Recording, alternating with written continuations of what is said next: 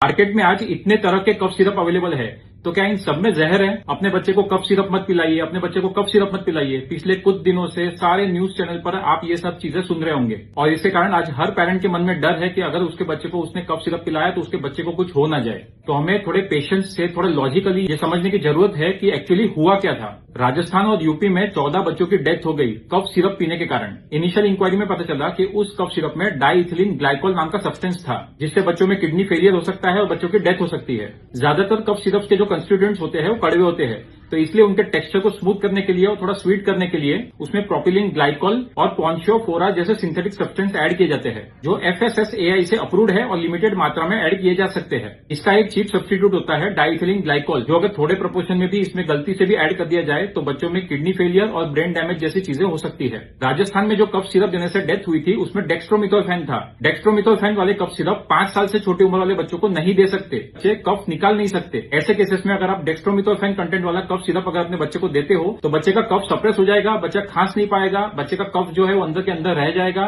छाती में चला जाएगा, उससे आगे जाके निमोनिया, रेस्पिरेटरी डिस्ट्रेस और डेथ भी हो सकती है। तो इसलिए हमें पैनिक करने की जरूरत नहीं है और ऐसे केस में क्या करना चाहिए उसकी गाइडलाइंस भी आ चुकी है। अगर आपका बच्चा 2 साल से छोटा है तो उसे कफ सिरप की जरूरत नहीं है। 2 साल से छोटे बच्चों में मोस्ट ऑफ द केसेस में वायरल ओरिजिन का कफ होता है, जो सेल्फ लिमिटिंग होता है, कुछ दिनों में अपने आप ठीक हो जाता है। अगर आपका बच्चा 2 से 5 साल की उम्र के बीच में है, आपके बच्चे को कफ है, तो अपने डॉक्टर को दिखाइए, चेक करवाइए।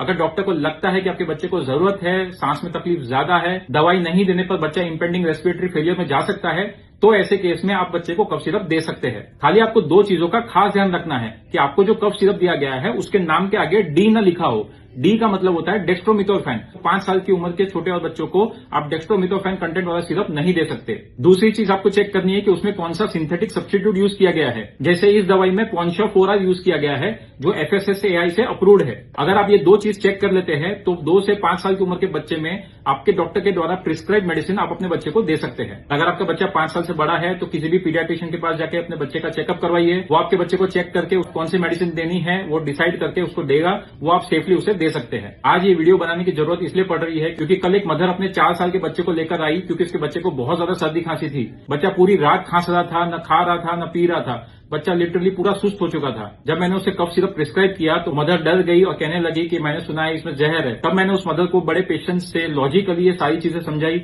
मदर अच्छे से समझ गई, उन्होंने अपने बच्चे को कफ सिरप पिलाया और आज फॉलोअप में उस बच्चे के कफ में काफी आराम था। हमें डरना नहीं है, पेशेंस रखना है, लॉजिकली सोचना है और अगर अपने बच्चे को कुछ भी होता है तो अपने डॉक्टर द्वारा प्रिस्क्राइब मेडिसिन लेना है।